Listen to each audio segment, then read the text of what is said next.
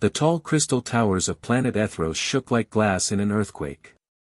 High Chancellor Velith stood in the central command room, his four thin arms trembling as he watched the final message from their mining station far away in space. The Zephyrian people had lived in peace for over 1,000 years. They were gentle beings who looked like they were made of clear glass, with light flowing through their bodies like water. War was something they had never known. The voice coming through the communication device was weak and full of fear. Station Commander Neff was dying, and his words made everyone in the room go cold. "The darkness is eating everything we have," he whispered. "These creatures call themselves the Vortex Swarm. Nothing we do stops them. They won't listen to us. They won't make peace. They eat entire planets." Velitha's hands were shaking so hard he could barely turn off the message. Around him, the other leaders of his people were glowing with different colors, bright flashes of fear and panic that lit up their transparent skin like warning lights. The swarm had already destroyed 3 whole star systems. Where beautiful worlds with cities and families once existed, now there was nothing but twisted metal floating in space like a graveyard. "We have to ask for help," Velith said, his voice barely above a whisper. "Send out the emergency signal to everyone. Every civilization we know. Someone has to help us."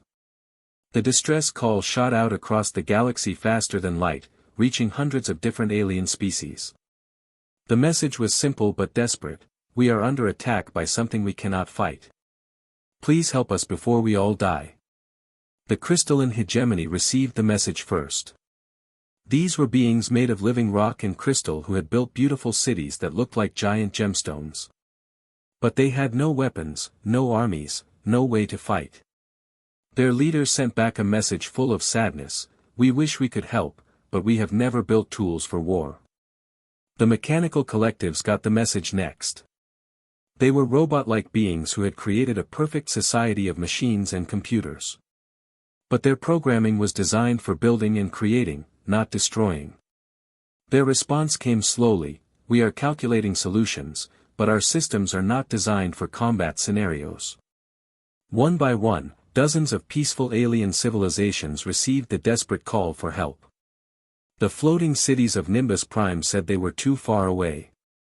The plant people of the green world said they could only defend, never attack. The mind readers of Psi Central refused to even think about violence. Every species in the galaxy seemed to have the same problem. They had all grown comfortable and safe. None of them had ever needed to fight for their lives. They had forgotten what it meant to be strong.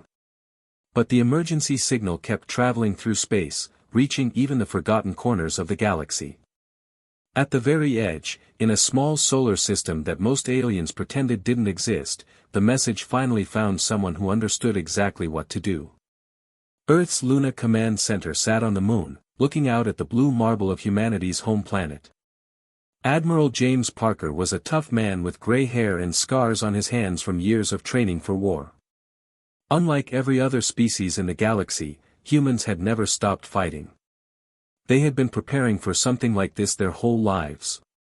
Lieutenant Lisa Brooks was sitting at her computer station when the alien message came through.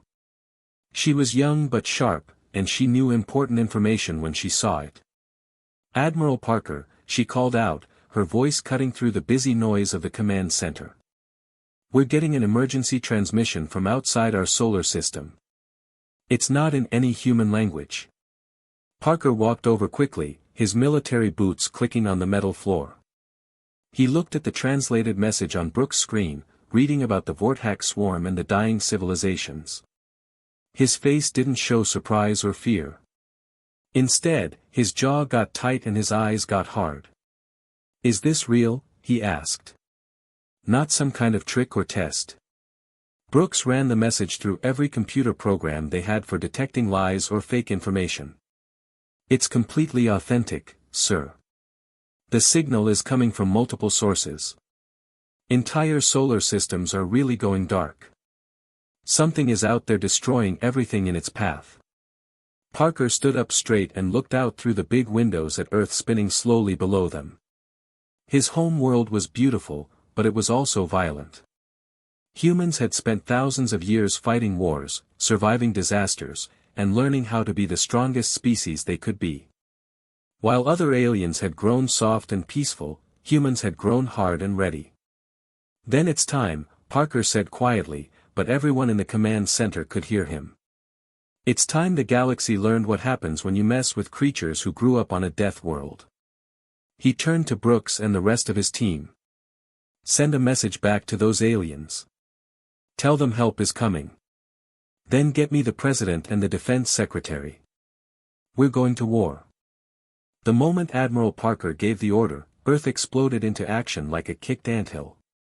All across the solar system, hidden military bases that had been secretly built over decades suddenly came alive. On Mars, inside the red planet's largest canyon, massive doors slid open in the rock face. On Europa, beneath the frozen ocean, underwater shipyards released their deadly cargo. Even in the asteroid belt, hollowed-out rocks revealed themselves to be disguised weapons factories. Within just 6 hours, the largest war fleet humanity had ever put together was rising from these secret places. The biggest ship was called Terra's Fury, and it was absolutely massive, longer than 10 city blocks and bristling with enough firepower to crack a moon in half. Behind it came dozens of heavy cruisers, each one packed with weapons that could punch holes through solid metal from thousands of miles away. Captain Ryan Davis stood on the bridge of his cruiser called Retribution, watching his crew get ready for battle. These weren't scared civilians or peaceful aliens. These were professional human warriors who had trained their entire lives for exactly this moment. They moved around their weapon systems like musicians playing a deadly symphony. "Listen up, everyone," Davis announced over the ship's communication system, his voice reaching every person on board. "Those aliens out there sent us a message asking for help. They're being slaughtered by something they can't fight. Well, we're humans. We don't leave people to die when we can do something about it." Down in the ship's belly, Colonel Tracy Turner was getting her Marine soldiers ready for close combat. These weren't regular troops, they were the best fighters Earth had ever produced. Turner herself was a woman who had fought in every major conflict for the past 15 years. Her soldiers came from everywhere on Earth, tough mountain fighters from the Rocky Mountains, desert warriors from the Sahara, jungle fighters from the Amazon, and city soldiers from the megacities of Asia. Each Marine was wearing armor that looked like it came from a science fiction movie, and carrying weapons that could cut through solid steel. But more importantly, they all believed in the same simple idea: if someone innocent was in trouble, you helped them, no matter how dangerous it was. Turner walked between her soldiers, checking their gear one last time. "Remember what we learned in training," she told them. "Every other species in the galaxy grew up soft and safe. We grew up fighting for everything. That makes us the scariest thing these swarm creatures have ever seen." All around the solar system, similar scenes were playing out. Fighter pilots were climbing into small, fast ships that could dance through space like deadly butterflies. Bomber crews were loading up with explosives powerful enough to level mountains. Even the supply ships were armed and ready to fight if needed. Admiral Parker stood in the command center of Terra's Fury, watching reports come in from across the fleet. Every ship was ready. Every weapon was loaded. Every human soldier was eager to show these swarm creatures what happened when you messed with innocent people. Parker opened a communication channel that would broadcast to every civilization in the galaxy. His voice was calm but filled with a promise that made even peaceful aliens shiver with excitement. "This is Admiral Parker of the United Earth Defense Fleet. We got your message asking for help. We're coming.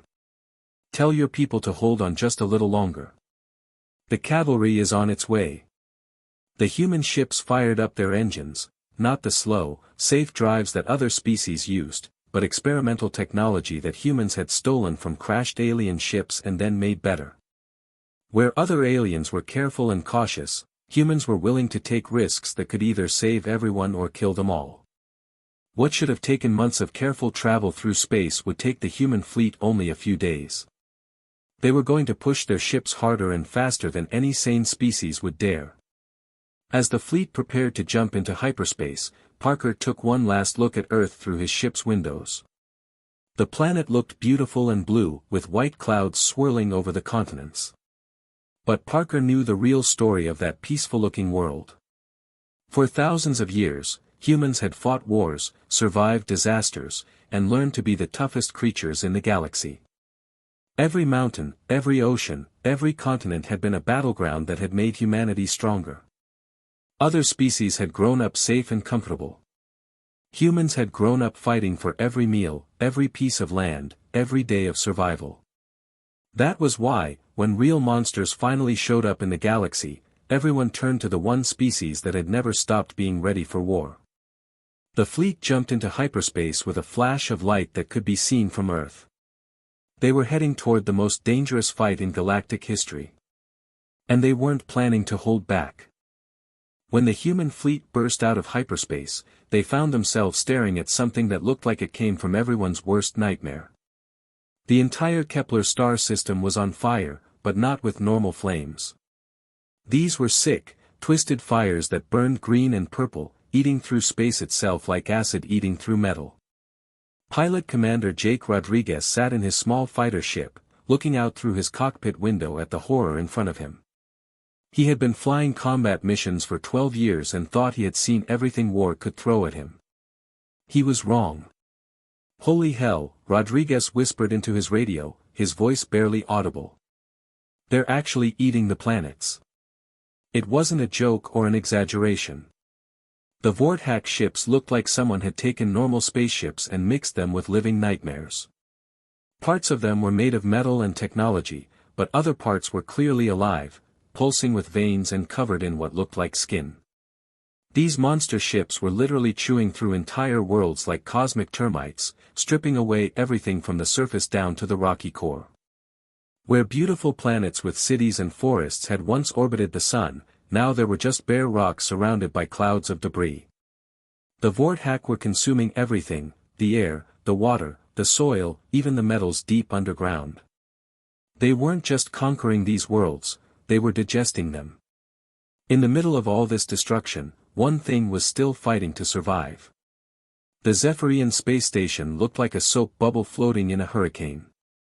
It was beautiful and delicate, made of the same crystal-like material as the aliens themselves, but its protective shields were failing.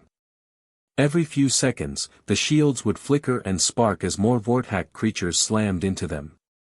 The creatures attacking the station were like nothing any human had ever imagined. They looked like someone had taken insects, robots, and nightmares and mashed them all together. Some had metal claws that could tear through solid steel, while others had biological parts that oozed acid. They moved in perfect coordination, like a swarm of angry wasps, but each one was the size of a school bus. Inside the station, Rodriguez could see thousands of Zephyrian civilians pressed against the transparent walls, their glowing bodies flickering with terror. These gentle aliens had never seen violence before, and now they were watching their entire civilization get eaten alive. "All fighter pilots, this is Rodriguez," the pilot commander announced over the radio, his voice now hard as steel. "We're going in, and we're going in fast. These monsters have never fought humans before. Let's show them what happens when you pick a fight with creatures from a death world." The first wave of human fighters shot forward like bullets fired from a gun. Their engines screamed so loud that the sound could be heard even in the vacuum of space, carried by radio waves and ship vibrations. Rodriguez led the charge, his fighter dancing through the debris field like a deadly hummingbird. The Vorthack had expected more of the same passive resistance they had encountered from every other species. The crystalline beings had tried to hide. The machine people had tried to calculate their way out of trouble. The plant people had simply accepted their fate and waited to die. But humans were different. These fighters flew like they had been born in the middle of a dogfight, using tactics that would have seemed completely insane to any reasonable species. They dove straight toward the biggest threats, used their own ships as weapons when they had to, and seemed to get more dangerous the more desperate the situation became. Lieutenant Commander Beth Anderson led her squadron in a high-speed attack that took them right through the middle of the Vorthack swarm. Her ship's plasma cannons lit up space with blue fire as she targeted the weak points where the biological parts met the mechanical parts of the enemy ships. "That's for destroying entire worlds, you ugly freaks," Anderson shouted as she watched a Vorthack ship the size of a skyscraper break apart under her weapon's fire. The explosion sent chunks of metal and alien flesh spinning through space. But something strange was happening. Deep in space, the Vorthack collective mind, the central intelligence that controlled all of the swarm creatures, suddenly stopped what it was doing. For the first time in thousands of years of conquest, it was confused. Every other species the swarm had encountered had reacted predictably. They either ran away in terror, tried to negotiate for mercy, or simply gave up and accepted death. But these new creatures were different. Instead of getting weaker when they were outnumbered, they seemed to fight harder. Instead of being afraid, they appeared to be getting angry. The collective mind tried to understand what it was seeing. These humans weren't just fighting to survive, they were fighting because they were genuinely upset that the swarm was hurting innocent people. They seemed to take the destruction personally, as if each dead planet was a personal insult that needed to be answered with violence. Rodriguez pulled his fighter into an impossible spiral, dodging between two Vorthack ships while firing at a third. "Come on, you nightmare fuel," he yelled. "Let's see how you like fighting something that fights back." For the first time in their long history of consuming civilizations, the Vorthack swarm had encountered something they didn't understand: humans who were absolutely furious at injustice and willing to die to stop it. The real war was just beginning. The Vorthack collective mind had conquered hundreds of star systems by being smart and careful. They studied their enemies, learned their weaknesses, and then crushed them completely. But watching these strange human creatures fight with such fury made the collective curious in a way it had never been before. Instead of pulling back to figure out what made humans so different, the swarm made the biggest mistake in its long history of conquest. It decided to capture some humans alive to study them. The collective scanned the human fleet looking for an easy target and found what seemed perfect: a medical ship that was clearly marked with red crosses and wasn't heavily armed. The medical frigate Mercy was busy taking care of wounded pilots from the first wave of fighting. Dr. Carol Foster was working on a fighter pilot who had taken shrapnel in his leg when the ship's alarm system started screaming. Through the metal walls, she could hear the horrible sound of something big and angry slamming into the hull. "All medical staff, we have hostile aliens on board," Dr. Foster announced over the intercom, her voice as calm as if she was calling people to lunch. "Remember your training. We are all soldiers first, doctors second." The Vorthack boarding pods had torn through the ship's outer hull like can openers, and now the nightmare creatures were pouring inside. They expected to find helpless healers who would surrender immediately or beg for mercy. Instead, they discovered something that no other species in the galaxy possessed: humans don't have non-combatants. Dr. Foster grabbed a surgical laser from her medical tray and turned to face the first Vorthack creature that came through her medical bay door. The thing was 7 feet tall, covered in a mix of metal plates and slimy biological armor, with claws that could cut through steel. It probably weighed as much as a small car. "Time for surgery," Foster said quietly, and used her medical knowledge to target exactly where the creature's biological nervous system connected to its mechanical parts. The surgical laser cut through the alien's neural cluster like a hot knife through butter. The massive creature dropped to the floor like a puppet with its strings cut. "Next patient," Foster muttered, already turning to face the second creature coming through the door. Throughout the medical ship, the same scene was playing out in every room. Nurses were using bone saws as weapons. Medical technicians were turning X-ray machines into improvised death rays. Even the wounded pilots were grabbing surgical tools to help fight. Dr. Jerry Walsh had been treating a pilot with a broken arm when the Vorthack broke into his medical bay. He picked up a surgical drill, the kind used for emergency brain surgery, and used it to bore straight through a creature's head. "I've performed brain surgery before," he told the dying alien. "Just never this kind." The Vorthack creatures had adapted to fight every other species in the galaxy. They had weapons designed to counter crystalline energy shields, acids that could eat through mechanical armor, and biological agents that could kill plant people. But they had never encountered enemies who could adapt faster than they could. Captain Kevin Hayes led a team of security officers through the ship's corridors, hunting down the remaining Vorthack invaders. These weren't regular security guards, they were former military special forces who had joined the medical fleet because they wanted to protect healers and wounded soldiers. Hayes and his team moved through the ship like ghosts, using tactics that changed every few minutes.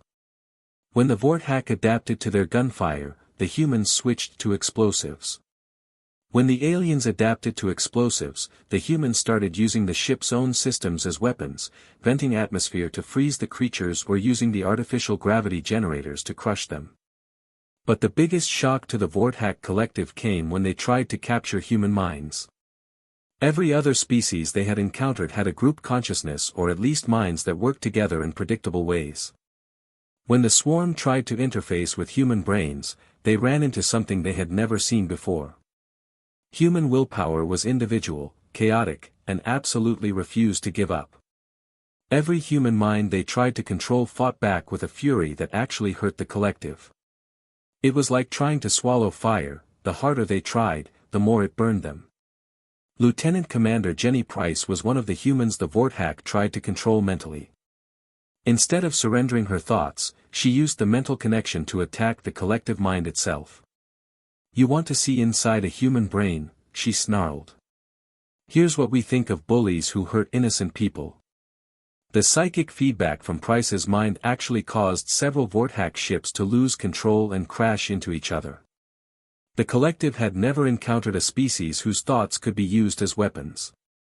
Meanwhile, back on the flagship Terra's Fury, Admiral Parker was studying the tactical reports coming in from across the fleet. What he saw made his blood run cold, but not because he was afraid. He was angry. The Kepler system attack wasn't the main event. It was just a scouting mission. The real Vorthack swarm, millions of ships containing trillions of creatures, was heading straight for the galaxy's most populated worlds. Billions of innocent aliens were about to die. Parker called together his senior officers for an emergency meeting.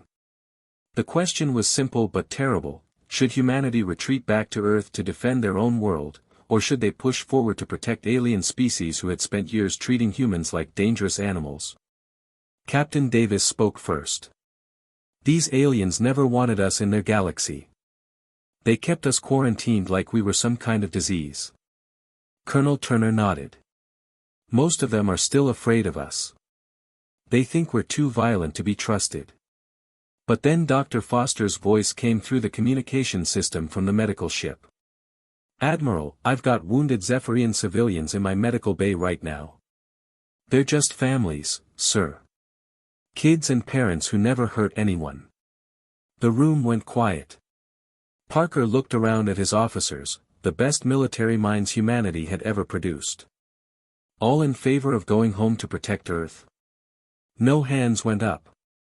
"All in favor of staying to fight for people who can't fight for themselves?"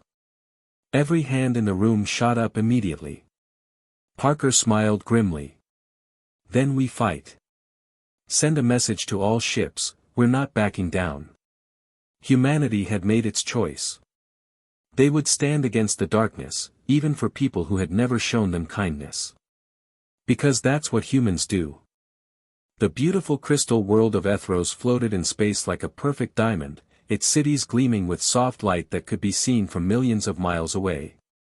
For 1,000 years, this peaceful planet had been the crown jewel of the Zephyrian civilization, a place where art, music, and harmony had flourished without a single act of violence. Now it was about to become the site of the most brutal battle in galactic history. The Vorthack main fleet came out of dark space like a plague of locusts. It wasn't just a few hundred ships, it was millions upon millions of biomechanical nightmares stretching so far across space that they blocked out entire star fields. Each ship was the size of a city, covered in pulsing veins and metal spikes, leaking toxic clouds that turned space itself green and poisonous. Admiral Parker stood on the command bridge of Terra's Fury, looking out at the approaching horror through reinforced windows. His human fleet looked tiny compared to the swarm, maybe 2,000 ships against millions. Any reasonable military commander would have ordered an immediate retreat. But Parker wasn't feeling reasonable. He was feeling angry. "All ships, this is Admiral Parker," he announced over the fleet-wide communication system.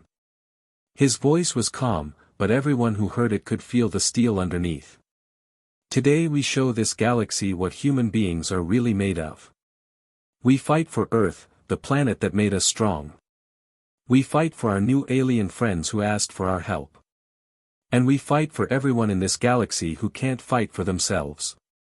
Throughout the human fleet, thousands of soldiers prepared for the battle of their lives. Colonel Tracy Turner was getting her Marines ready for boarding actions, the dangerous job of flying small ships into enemy vessels and fighting hand-to-hand in cramped spaces. But these weren't normal boarding actions. The alien ships they would be attacking had been designed by species that had never known war. The Vorthak had never faced enemies who specialized in close-quarters combat. "Remember what we practiced," Turner told her Marines as they checked their armor and weapons. "These creatures are used to fighting species that give up easily. They've never fought humans who get more dangerous when they're cornered. Show them what Earth evolution produces." Captain Ryan Davis pushed his cruiser Retribution to the front of the attack formation, driving his engines so hard that they glowed white-hot. The ship's computers kept warning him that he was exceeding safe limits, but Davis ignored them. Safe limits were for species that wanted to live forever. Humans were willing to burn out their equipment if it meant saving innocent lives. "All weapons, target the biggest ships first," Davis ordered his crew. "We're not here to fight fair.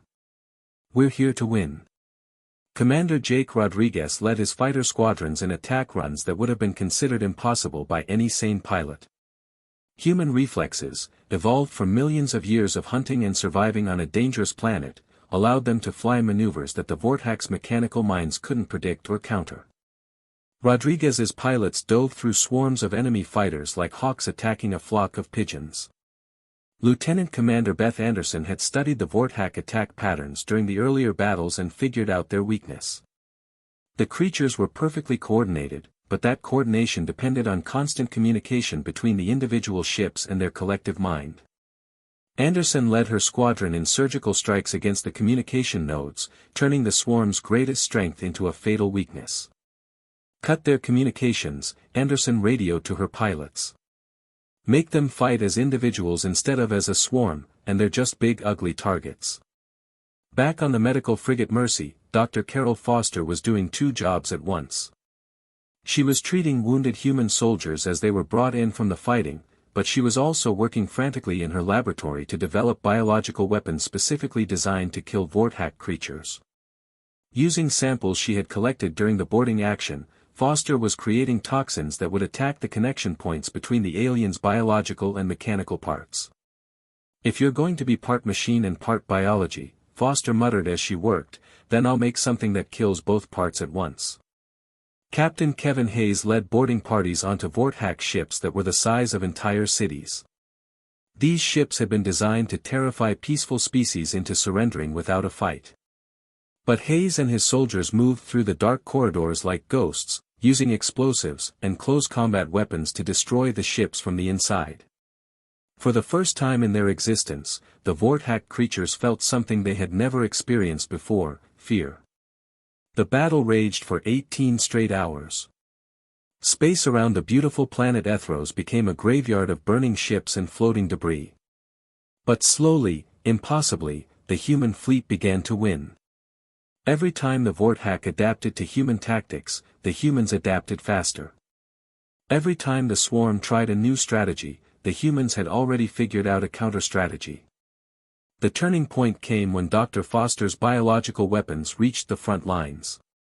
The toxins spread through the Vorthak fleet like wildfire, causing the biomechanical ships to literally tear themselves apart as their organic and mechanical components fought each other. Entire sections of the swarm fleet began collapsing into writhing masses of dying metal and flesh. Commander Rodriguez led the final attack on the swarm's command ship, a massive vessel that looked like a mechanical planet covered in spikes and tentacles. "This is for every world you destroyed," he shouted as his fighter squadron dove straight into the ship's core, their weapons blazing. When the command ship exploded, it created a chain reaction that spread through the entire swarm fleet. Ships that had terrorized the galaxy for thousands of years suddenly went dark and began drifting helplessly through space. The collective mind that had controlled billions of creatures simply stopped. As the last Vorthack ship fell silent, Admiral Parker looked out at the battlefield. Space was filled with the wreckage of the most powerful military force the galaxy had ever seen, destroyed by a species that most aliens had considered too primitive to matter. Human ships began the work of rescue and recovery, pulling Zephyrian civilians from damaged stations and treating the wounded. The medical ships that had been attacked earlier were now saving the lives of the very aliens who had once feared humans. Hours later, as the immediate crisis passed, Admiral Parker received a transmission from High Chancellor Velith on the surface of Ethros. The alien leader's voice was shaking with emotions that the peaceful Zephyrians rarely felt: gratitude, awe, and something close to worship. "Admiral Parker," Velith said, his 4 arms trembling as he spoke. "Your species has saved not just our world, but our entire civilization.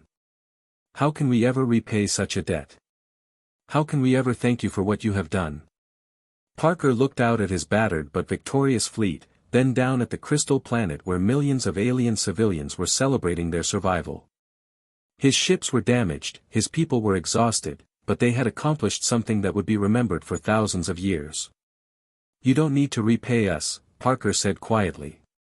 "Just remember something important. Sometimes the most dangerous creatures in the galaxy are also the most protective. We humans might be violent and aggressive, but we use that violence to protect those who can't protect themselves." As the human fleet prepared to return home to Earth, Parker was already reading reports about new threats appearing at the edge of the galaxy. Pirates attacking trade routes, slavers targeting peaceful worlds, and rumors of other predator species moving in from unexplored space. Parker smiled grimly as he read the reports. The galaxy had learned an important lesson: freedom wasn't free, and peace only lasted when someone strong was willing to fight for it. The other species could go back to their art and music in peaceful ways. Humanity would stand guard in the darkness, ready for whatever came next. The galaxy had its protectors now. And they would never back down.